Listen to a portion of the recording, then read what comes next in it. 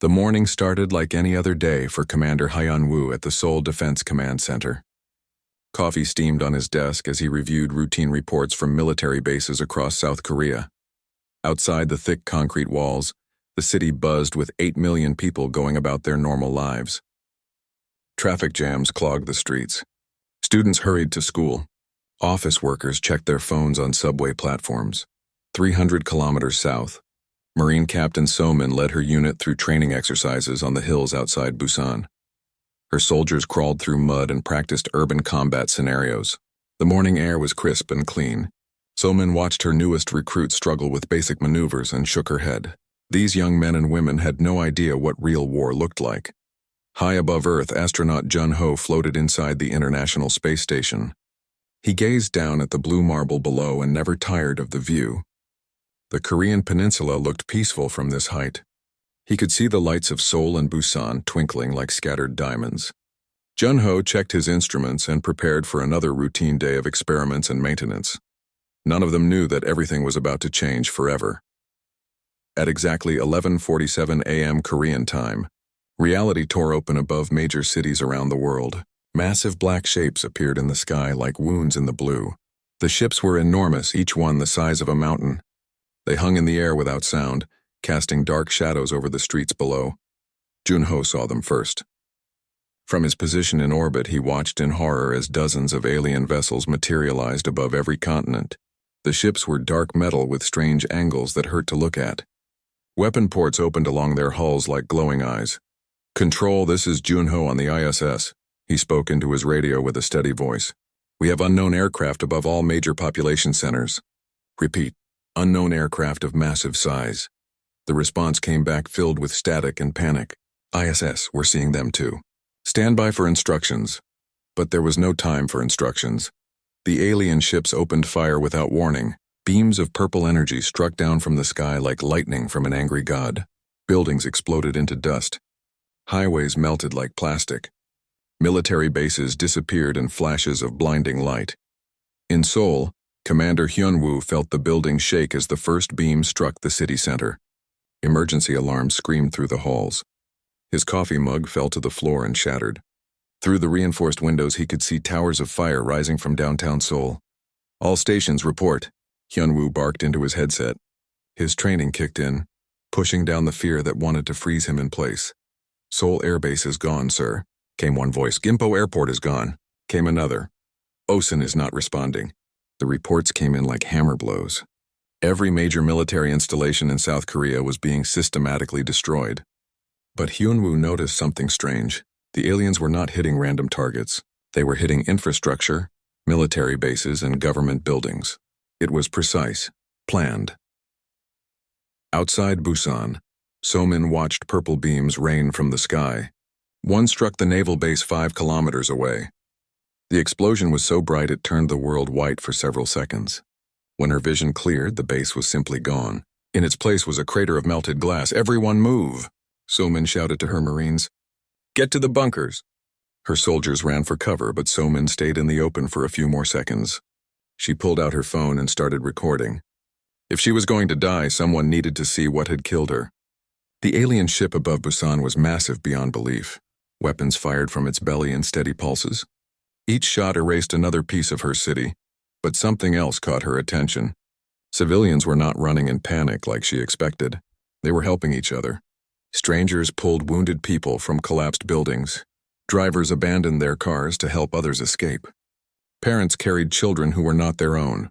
The aliens had expected terror and chaos. Instead, they got organized evacuation. In orbit, Jun-ho worked frantically at his instruments. The alien ships had not noticed the small space station yet, but they would soon. He recorded everything he could see: ship configurations, weapon types, flight patterns, energy signatures. All of it went into the station's databanks and transmitted to Earth in burst signals. "The ships have some kind of shield," he spoke into his recorder. "Energy weapons bounce off them. They move without visible propulsion. The weapons appear to be plasma-based, creating extreme heat." A massive shape appeared outside the station's window. An alien ship had found him. Jun-ho looked up at the dark metal hull and saw weapon ports opening. He had maybe 30 seconds to live. He did not waste them on fear. Junho's fingers flew over the controls, uploading everything to Earth. Ship schematics, energy readings, tactical data, all of it compressed and transmitted in the few seconds he had left. Tell them. He spoke into the recorder as purple light began to glow outside the window. Tell them we got a good look at you. The beam struck the station and turned it into vapor. But the data had already reached Earth. Back in Seoul, Commander Hyunwoo received Junho's final transmission. The information spread through military networks around the globe in minutes. Every surviving command center got copies. Every hidden bunker received the data. The aliens had destroyed Earth's defenses, but they had not destroyed Earth's ability to learn. The bombardment continued for 3 days. Purple beams fell like rain, turning cities into ruins and military bases into craters. But the aliens began to notice something strange. The humans were not surrendering. They were not broadcasting pleas for mercy. Instead, they were broadcasting coordinates. Every time a beam struck, human observers recorded the location and transmitted it to others. Every destroyed building was mapped. Every weapon signature was analyzed. The humans were treating the bombardment like a learning experience. On the 3rd day, the shooting stopped. Alien ships descended through the atmosphere and landed in the ruins of major cities. Ramps lowered and figures in powered armor stepped out. They were tall and thin with 4 arms and gray skin. Their technology was clearly superior to anything humans possessed. The Velhari had conquered 47 worlds using the same method. Orbital bombardment followed by ground occupation. The surviving population always surrendered within hours, grateful to be allowed to live as slaves rather than die as free beings. But when Velhari soldiers entered the ruins of Seoul, they found something unprecedented. Humans hiding in the rubble who were not cowering in fear. They were watching, taking notes, learning. Commander Hyunwoo emerged from his damaged command center and looked at the gray-skinned aliens with cold eyes. Around him, other survivors appeared from hiding places. They looked at their destroyers with the expression of students examining a new problem to solve. One of the Velhari officers activated a translation device and spoke. "You are now property of the Velhari Empire. Resistance will result in death." Hyunwoo did not reply with words. Instead, he pulled out a tablet computer and showed the alien a detailed scan of their ship. Engine signatures, shield frequencies, weapon cooldown cycles, everything Junho had died to record. The Velhari officer stepped back in shock. In 3 days, these primitive creatures had learned more about Velhari technology than most species learned in decades of contact. That was when the aliens realized they had not conquered Earth. They had given Earth a very dangerous education. 6 months after the sky burned, Colonel Minho crouched in a tunnel deep beneath the mountains of Korea. The air smelled of concrete dust and recycled oxygen. Emergency lights cast long shadows on rough stone walls. Above him, alien ships patrolled the surface of a world they thought they owned. The Velhari had been wrong about many things, but their biggest mistake was thinking humans would give up. Minho studied a map spread across a metal table. Red marks showed alien patrol routes. Blue dots marked human safe houses. Green lines connected underground tunnels that now stretched across 3 continents. The resistance had grown beyond anything the aliens could have imagined.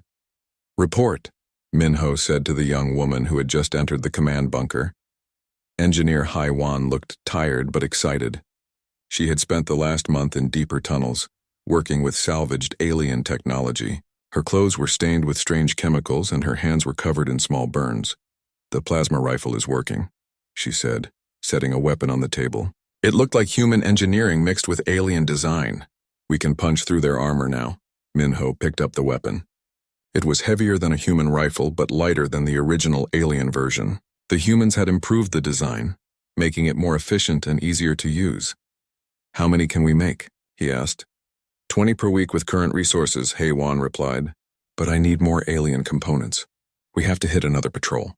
Minho nodded. Hitting patrols had become routine. The aliens sent out small groups to search for human survivors. Most of these patrols never returned. The few that did return told stories that made other aliens nervous. Humans fought differently than any species the Velhari had conquered before. They did not charge into battle screaming war cries. They did not try to fight with honor. They studied their enemy, learned their weaknesses, and then struck with surgical precision. In the ruins of Busan, former police detective Dong-woo moved through abandoned buildings like a ghost. The aliens had set up a command post in what used to be City Hall. Dong-woo had been watching them for weeks, learning their routines and habits. The Velhari were creatures of pattern. They changed guard shifts at the same time every day. They ate the same gray nutrient paste at regular intervals. They performed equipment checks on a precise schedule. It made them efficient, but it also made them predictable. Dong-woo had learned their language by listening to radio chatter. The aliens spoke in harsh, clicking sounds, but their grammar was actually simpler than Korean. He had compiled a dictionary and shared it with resistance cells around the world. Through intercepted communications, Dong-woo had discovered something important. The Velhari were not the only alien race. They belonged to something called the Galactic Collective, a group of species that had been conquering and enslaving other worlds for thousands of years. Earth was supposed to be a simple training exercise for young Velhari warriors. They had expected to pacify the planet in a week and spend a few months hunting down survivors for sport. Instead, they had been fighting a growing insurgency for half a year. Dong-woo pressed himself against a wall as two Velhari soldiers walked past his hiding spot. They were talking in their clicking language, and he understood every word. "The humans adapt too quickly," one said. "Command says we may need to request reinforcements." "Reinforcements for primitives?" The other replied with what sounded like alien laughter. "High Command will think we are incompetent." "Better incompetent than dead," the first soldier said. Yesterday, Patrol Unit 7 disappeared completely. Not destroyed, disappeared. No bodies, no wreckage, no trace. Dong-woo smiled in the darkness. Patrol Unit 7 had not disappeared. They had been captured alive and taken to a hidden facility where human scientists were learning everything they could about Velhari biology and psychology. The aliens had taught humans many things during the bombardment, but the most important lesson was this: knowledge was power. Every captured weapon was studied and improved. Every prisoner was questioned about alien technology and culture. Every intercepted message revealed more about the galaxy beyond Earth. In underground laboratories, human scientists worked around the clock to understand their enemies. They learned that Velhari were actually quite fragile without their armor. They discovered that alien technology was designed for efficiency, not adaptability. Most importantly, they found that the Velhari had never fought an enemy that got stronger during occupation. Haewon's workshop was located in an abandoned subway station 50 meters below Seoul. The walls were lined with alien equipment in various states of disassembly. Plasma rifles, energy shields, communication devices, and pieces of armor covered every available surface. She had learned to read alien technical manuals by studying captured data pads. The Velhari wrote in geometric symbols that actually made more sense than human languages, once you understood the pattern. Their technology was advanced but not innovative. They had been using the same basic designs for centuries. "The problem with aliens," Haewon explained to her assistant, a young man named Taijin, "is that they think their way is the only way." She held up two plasma rifles. One was the original alien design. The other was her improved version. "The aliens designed this weapon to kill enemies quickly and efficiently," she said, indicating the original. "But humans need weapons that can be repaired in the field with limited resources." The human version had fewer precision components and more redundant systems. It was not as elegant as the alien design, but it was more practical for a resistance movement that could not depend on steady supply lines. "We are also making ammunition differently," Haewon continued. "The aliens use standardized power cells that only work with their weapons. We are making power cells that work with both alien weapons and human electronics." This was typical of human adaptation. While aliens created specialized tools for specific purposes, humans created versatile tools that could be used in many situations. 3 weeks later, Colonel Minho stood in another underground chamber, this one larger and better equipped. Representatives from resistance cells around the world attended via quantum communication links that Haewon had built from captured alien components. "Operation Nightfall is ready," Minho announced to the gathered faces on his screens. "We have identified 17 regional command centers on 6 continents.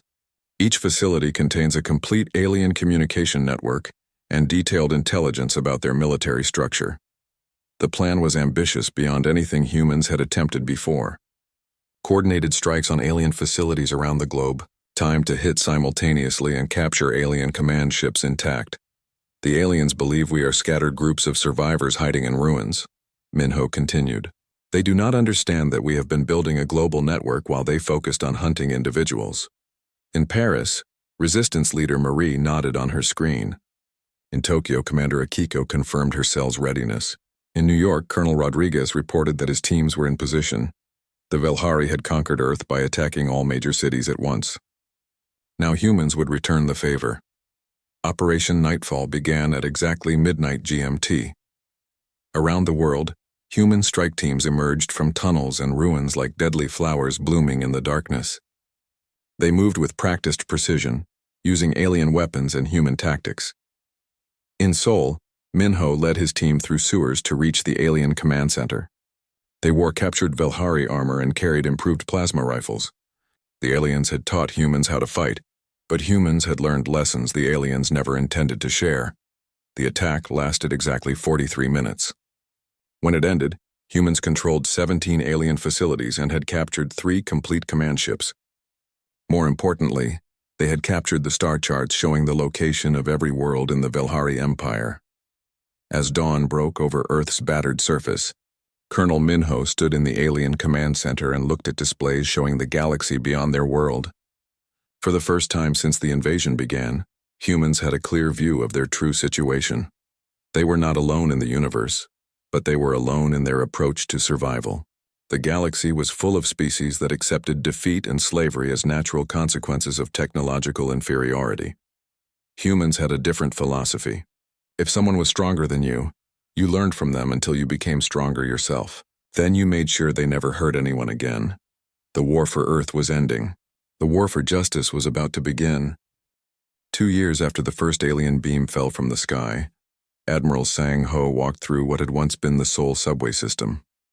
The tunnels had been transformed into something the galaxy had never seen before, a human starship factory. Overhead lights illuminated rows of construction bays carved from solid rock. In each bay, teams of workers assembled spacecraft using a mixture of human engineering and alien technology. The ships looked nothing like the elegant Velhari vessels. They were angular and aggressive, built for speed and firepower rather than beauty. Sang-ho had been a naval engineer before the invasion. He had designed submarines and destroyers for the Korean Navy. Now he designed vessels for a very different kind of warfare. Space combat required new thinking, but the basic principles remained the same: mobility, firepower, and the element of surprise. "Status report," Sang-ho said to his chief engineer, a woman named Yoonji, who had learned alien technology by dissecting captured equipment. "Construction Bay 7 completed their first destroyer yesterday," Yoonji replied, consulting a tablet computer. "Bay 12 finished modifications on the captured alien cruiser. Bay 3 is still working on the new fighter design." Sang-ho nodded and moved to examine the newest vessel. The destroyer was 200 meters long and bristled with weapons. Unlike alien ships that relied on heavy armor and shields, human vessels emphasized speed and maneuverability. They were designed to strike fast and disappear before the enemy could respond. "How many ships do we have ready?" Sang-ho asked. 37 combat vessels of various sizes," Yoonji replied, "plus the modified alien ships we captured. Enough for our first off-world operation." The off-world operation had been planned for months. Intelligence gathered from captured aliens revealed that the Velhari maintained mining operations on Jupiter's moon Europa. The facility was lightly defended and contained resources that Earth desperately needed. More importantly, it would send a message to the galaxy. Humans were no longer trapped on their home world. In a deeper section of the tunnel complex, Dr. Yoonji ran her xenobiology laboratory. The walls were lined with specimen tanks containing samples of alien tissue and technology. She had spent 2 years learning everything she could about the species that had attacked her world. The Velhari were physically impressive but mentally rigid. They had evolved on a world with simple ecosystems and predictable challenges. Their society valued conformity and efficiency above all else. This made them excellent soldiers but poor innovators. Humans, on the other hand, had evolved on a world of constant change and complex challenges. They were naturally adaptable and creative. What looked like chaos to aliens was actually humanity's greatest strength. The key difference, Yunji explained to her research team, is how we process information. Aliens learn one way to solve a problem and stick with it for centuries. Humans learn 10 ways to solve the same problem and then invent 5 more ways just in case. She pointed to a display showing comparative brain scans. The human brain was more active in areas associated with pattern recognition and adaptive thinking. The alien brain showed more activity in regions linked to routine behavior and social hierarchy. This is why they cannot understand our resistance, Yunji continued. In their experience, technologically superior species always defeat inferior ones. They do not account for the possibility that inferior species might rapidly become superior through adaptation and innovation. Her research had practical applications. By understanding how aliens thought, humans could predict their behavior and exploit their weaknesses. Velhari commanders, for example, always followed established tactical doctrine. They never improvised or adapted to changing conditions during battle. 3 levels below the xenobiology lab, Captain Tae-hyun trained human pilots on captured alien fighters. The training facility had been built in a natural cave system that provided protection from orbital surveillance. Tae-hyun had been a test pilot for the Korean Air Force before the invasion. He had always dreamed of flying spacecraft, but he had never imagined it would happen under these circumstances. Alien fighters are powerful but predictable, he told his students. They accelerate faster than anything we built on Earth, but they turn like flying bricks. Their weapons hit hard but have limited ammunition. Their shields are strong but recharge slowly. The human pilots were learning to fight like humans, not like aliens. Instead of engaging in direct combat, they used hit-and-run tactics. Instead of relying on superior technology, they relied on superior tactics. Remember, Tae-hyun continued, aliens train for hundreds of years to fly these ships. They know every system perfectly, but they also know only one way to use each system. We know 12 different ways to use the same system, and half of those ways violate the manufacturer's recommendations. This was the human advantage, in a single sentence. Aliens use their technology exactly as designed. Humans used their technology in whatever way worked best for the current situation. The first test came sooner than expected. A Velari patrol ship detected unusual activity in the Earth system and moved to investigate. It was a small vessel with a crew of 20 aliens, sent to verify that the human resistance was still confined to their home planet. Captain Tae-hyun led a squadron of 6 modified fighters to intercept the patrol ship before it could report back to the Velhari fleet. The battle lasted less than 5 minutes. The alien ship had superior firepower and defenses, but the human pilots did not fight the way aliens expected. Instead of attacking head-on, they swarmed the larger vessel like angry insects. Instead of trying to destroy it, they disabled its engines and communication systems. When the Velhari crew tried to surrender, they discovered another difference between humans and their previous enemies. Humans did not execute prisoners or torture them for information. Instead, they asked polite questions and offered medical care. The captured aliens were shocked by this treatment. In their experience, defeated enemies were either killed or enslaved. The concept of treating prisoners with dignity was completely foreign to them. "Why do you not kill us?" the patrol ship's captain asked through a translation device. "Because we want information, not revenge," Tae-hyun replied. "Tell us about Velhari military structure, and we will treat you well." This conversation was recorded and transmitted to resistance cells around the world. It demonstrated an important principle of human warfare. Violence was a tool to achieve specific goals, not an end in itself. The information provided by the captured aliens confirmed what human intelligence had already suspected. The Velhari Empire was vast but not unified. Different regions were governed by competing noble houses that often worked against each other. The empire had grown powerful through conquest, but had never faced organized resistance from a conquered world. Most importantly, the captured aliens revealed that Earth's resistance had become a source of fear throughout the Velhari military. Young soldiers no longer wanted to be assigned to Earth duty. Veterans spoke of humans as if they were supernatural monsters that could not be killed.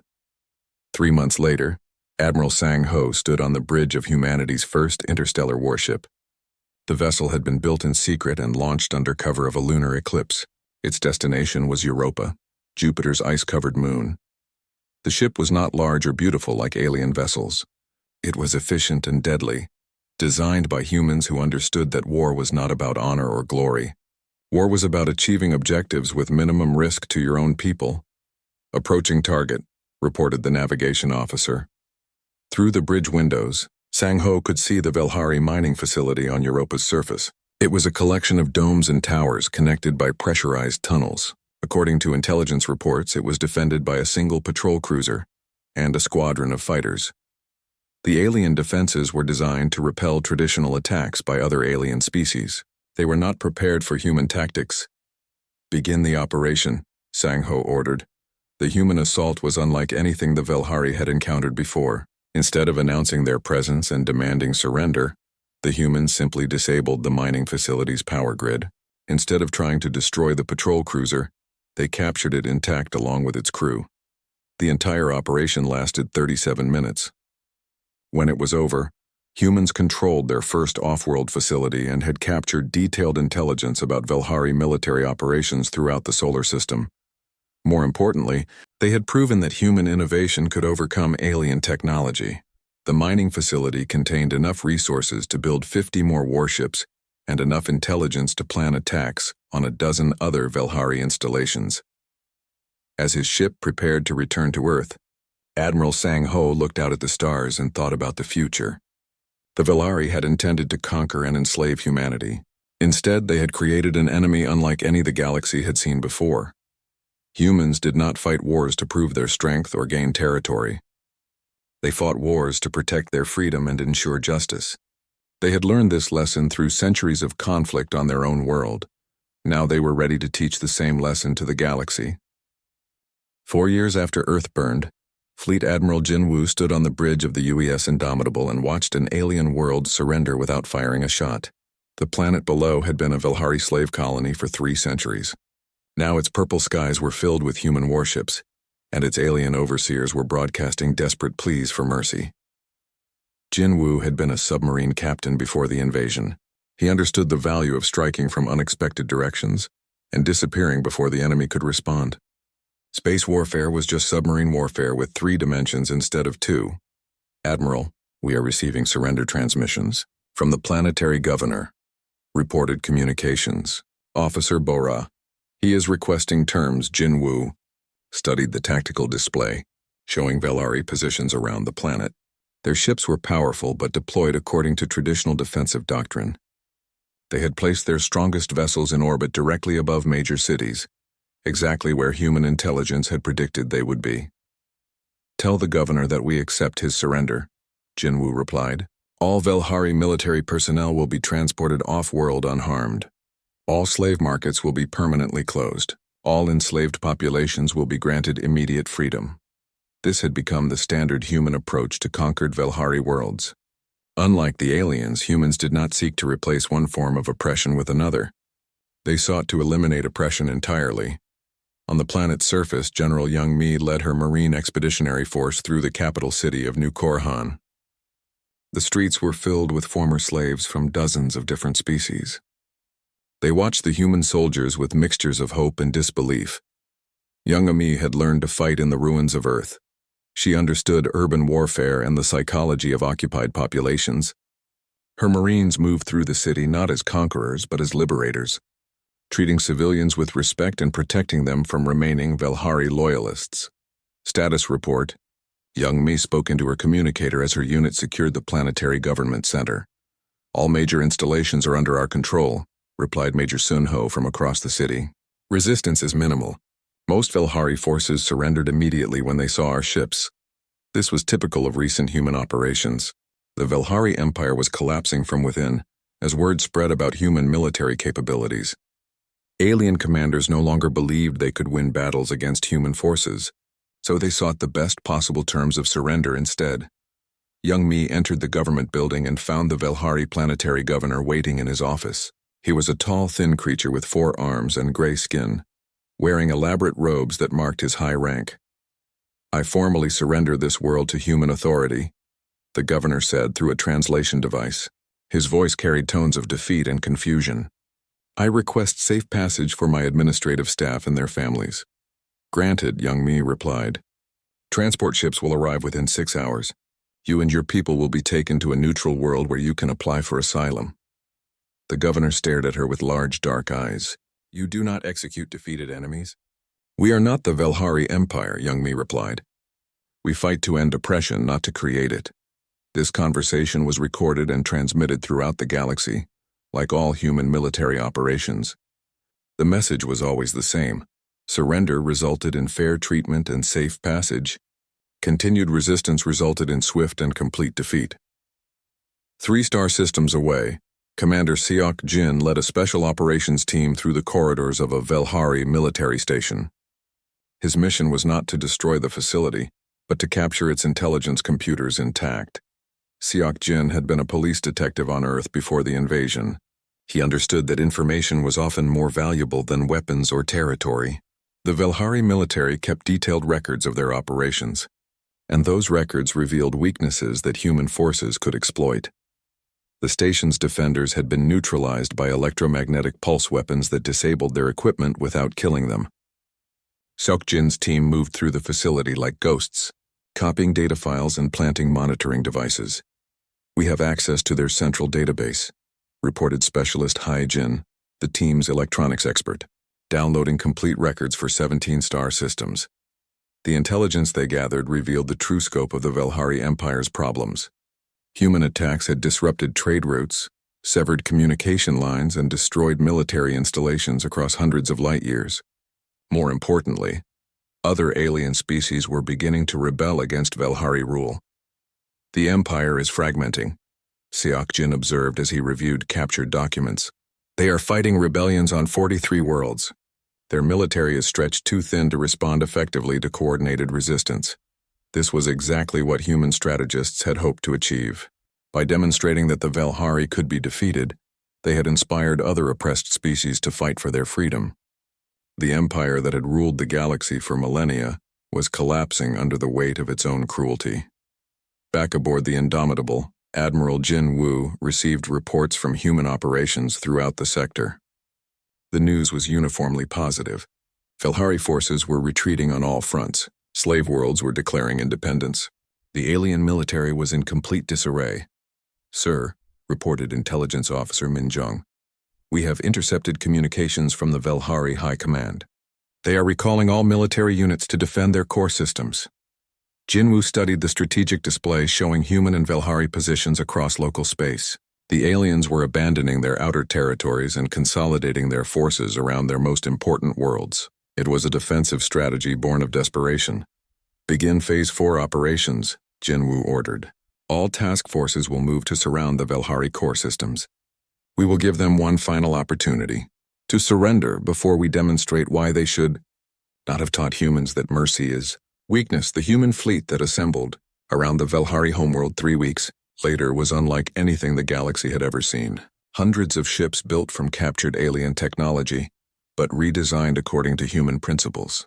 Each vessel was a weapon of precision and efficiency, crewed by humans who had learned to fight by being forced to fight for their survival. The Velhari homeworld was a beautiful planet of golden cities and crystalline towers. Its orbital defenses were the strongest in the Empire, designed to repel any conceivable attack. But the aliens who built those defenses had never conceived of an enemy like humanity. Jinwoo stood on his bridge and opened a communication channel to every ship in the Velhari system, both human and alien. "People of the galaxy," he began, his words translated into hundreds of languages. 4 years ago, the Velhari Empire attacked our world without provocation. They bombarded our cities, enslaved our people, and treated us as animals to be hunted for sport. Across the Velhari homeworld, billions of aliens watched human ships fill their skies. They had been told that humans were primitive savages who posed no real threat to civilized species. Now they saw the truth. "We could have responded with the same cruelty," Jinwoo continued. "We could have bombarded your worlds and enslaved your populations. Instead, we chose a different path. We chose justice over revenge." The human fleet held perfect formation around the planet, weapons powered but not aimed at population centers. Every ship broadcast the same message: "Surrender the war criminals responsible for Earth's attack, dismantle the slave markets, and establish a tribunal for galactic war crimes. You have 24 hours to comply, Jinwoo concluded. If you refuse, we will demonstrate why it was a mistake to teach humans that strength matters more than morality. On the planet below, the Velhari High Council met in emergency session. They had two choices: surrender and face justice for centuries of war crimes, or fight and face annihilation at the hands of an enemy they had created through their own cruelty. The debate lasted 18 hours. Some council members argued for continued resistance. Others pointed out that human forces had never been defeated in open battle. A few suggested that perhaps the humans were right about justice and morality. In the end, the decision was made by simple mathematics. The Velhari Empire had 1,500 warships remaining. The human fleet surrounding their homeworld contained 800 vessels. But every previous battle had shown that human ships were tactically superior to Velhari designs. More importantly, the humans had something the Velhari had never encountered: a unified command structure based on shared principles rather than fear and domination. Every human ship would fight to the death to protect the others. The same could not be said of Velhari crews, who had begun to question whether their empire was worth dying for. 23 hours after Jinwoo's ultimatum, the Velhari High Council transmitted their surrender. They agreed to turn over war criminals, dismantle the slave trade, and submit to a galactic tribunal. In return, the human fleet would withdraw from Velhari space and allow the Empire to transform itself into a democratic federation. As he watched alien leaders board transport ships bound for war crimes trials, Admiral Jinwoo reflected on how much had changed since that terrible day when purple beams fell from Earth's sky. The aliens had intended to teach humans their place in the galaxy. 7 years after the first alien beam struck Earth, President Mi-young walked into the Galactic Council chambers aboard Unity Station. The massive space station orbited the former Velhari homeworld, now renamed Haven. The chambers were filled with representatives from over 300 species, all watching the human delegation with mixtures of respect and fear. Mi-young had been a university professor before the invasion, teaching political science and international relations. She had never imagined that her expertise would someday be needed to restructure galactic civilization, but humans had learned to adapt to unexpected challenges. Honorable representatives, Mi-young began. Her words translated into hundreds of languages by the station's communication systems. 7 years ago, your civilization stood by and watched as the Velhari Empire attacked our world. You did nothing because you believed that technological superiority gave them the right to conquer and enslave others. The chamber was silent. Many of the alien representatives looked uncomfortable, their various forms of body language expressing shame and regret. They had indeed watched Earth's bombardment without intervening, assuming it was just another routine conquest. Today, we stand before you not as conquerors but as advocates for a new way of thinking, Mi-young continued. We propose a galactic charter based on principles that may seem strange to civilizations, built on hierarchy and dominance. Universal rights, equal justice, and the radical idea that technological advancement should serve all sentient life. Ambassador Chan Wu sat behind Mi-young, reviewing the documents that would transform galactic society. He had been a diplomat before the invasion, skilled in negotiation and compromise. But the negotiations he conducted now were unlike any in galactic history. The humans were not asking for territory or tribute. They were demanding fundamental changes to how galactic civilization operated. No more slave markets, no more conquest of primitive worlds, no more exploitation of weaker species by stronger ones. The choice before you is simple, Chan Wu had explained to individual delegations during private meetings. Accept these principles voluntarily, or watch as every oppressed species in the galaxy learns from our example and implements them by force. This was not an idle threat. Already, 47 former slave species had declared independence and formed democratic governments modeled on human examples. The old galactic order was crumbling as oppressed. Populations realized they did not have to accept their fate. Director Kyung-ho oversaw the war crimes tribunals from his office in the station's judicial section.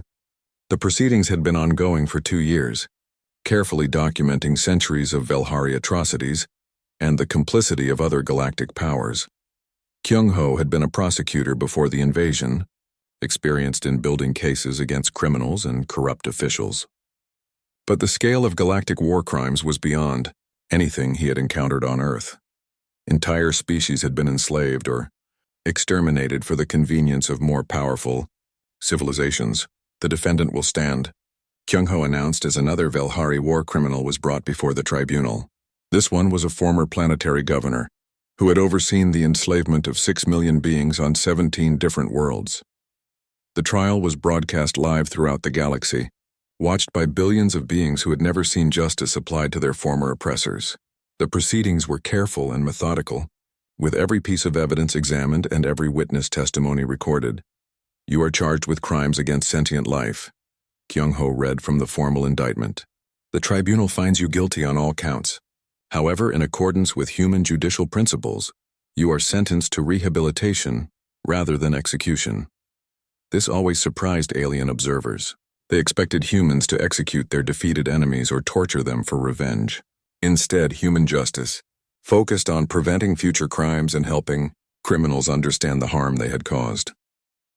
The convicted war criminals were sent to rehabilitation facilities, where they worked alongside their former victims to rebuild the worlds they had damaged. It was a form of justice that prioritized healing over punishment, restoration over revenge. In another section of Unity Station, Engineer Haewon supervised the integration of human technology with galactic systems. The station itself was a marvel of cooperative engineering, combining the best innovations from hundreds of different species. Haewon had spent the years since the invasion learning alien technologies and finding ways to improve them through human innovation. The result was a new generation of spacecraft, medical devices, and industrial systems that were more efficient and reliable than anything previously known. "The key insight," she explained to a group of alien engineers, "is that diversity strengthens systems rather than weakening them.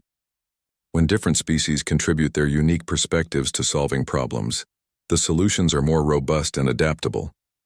This philosophy had revolutionized galactic technology. Instead of each species hoarding their innovations for competitive advantage, they now shared knowledge freely through the Galactic Cooperative Research Initiative. Scientific progress had accelerated beyond anything previously achieved. But the most important changes were not technological. They were social and political.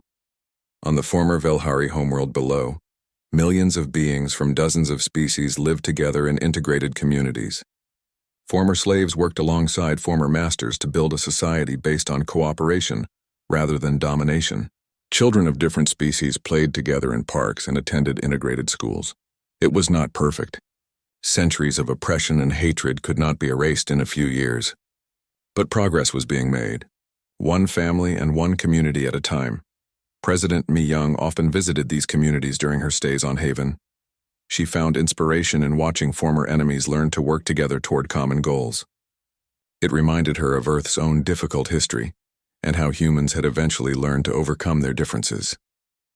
"Madame President," her aide, Jinae, approached with a message tablet. "The Zephyrian delegation is requesting a private meeting. They want to discuss joining the Galactic Cooperative." The Zephyrians were one of the oldest and most powerful species in local space. They had remained neutral during the Human-Velhari War, neither supporting the Empire nor opposing it. Their decision to join the cooperative would be a major victory for the new galactic order. "Schedule the meeting for tomorrow," Mi-young replied, "and invite Ambassador Chan-woo to attend. We will need his expertise in negotiating their membership terms." The meeting took place in Unity Station's diplomatic section, a series of chambers designed to accommodate the physical requirements of hundreds of different species. The Zephyrian delegation consisted of 3 elderly beings with crystalline bodies that reflected light in beautiful patterns. "We have observed your transformation of galactic society with great interest," the lead Zephyrian representative began. Her voice sounded like wind chimes in a gentle breeze. "Your species has achieved something we thought impossible: the creation of a stable multi-species civilization based on cooperation rather than conquest." Ambassador Chan-woo nodded respectfully. "We learned through necessity," he replied. "When faced with extinction, humans discovered that our greatest strength was our ability to work together and adapt to new challenges. This is what intrigues us," the Zephyrian continued. Most species become more rigid and conservative when faced with threats. Humans became more flexible and innovative. You turned your greatest weakness, technological inferiority, into your greatest strength through rapid adaptation and creative problem-solving. The negotiations continued for 3 days. The Zephyrians agreed to share their advanced medical technologies in exchange for human organizational methods and educational systems. They also committed to providing funding for the rehabilitation programs that were helping former war criminals reintegrate into galactic society. 2 months later, President Mi Young stood before the full Galactic Council to announce the ratification of the new Galactic Charter. The document established universal rights for all sentient beings, created an interstellar justice system, and banned the conquest and enslavement of primitive worlds. This charter represents more than just laws, Mi Young declared to the assembled delegates. It represents a fundamental shift in how we think about power and responsibility. Technological advancement no longer gives civilizations the right to dominate others. Instead, it creates the obligation to help others advance as well. The vote was not unanimous. Several species abstained, and a few voted against ratification. But a clear majority supported the charter, representing over 80% of galactic civilization's population and resources. As she watched the voting results appear on the chamber's displays, Mi Young thought about Commander Hyunwoo and all the other humans who had died during the invasion. They had not lived to see this moment, but their sacrifice had made it possible. The aliens had intended to teach humans their place in the galaxy as slaves and subjects. Instead, they had taught humans that the galaxy needed better teachers. That evening, Mi Young walked through the observation deck of Unity Station and looked down at Haven's surface. The lights of integrated cities twinkled like stars against the planet's darkened continents. Former enemies lived and worked together, building something that had never existed before. A truly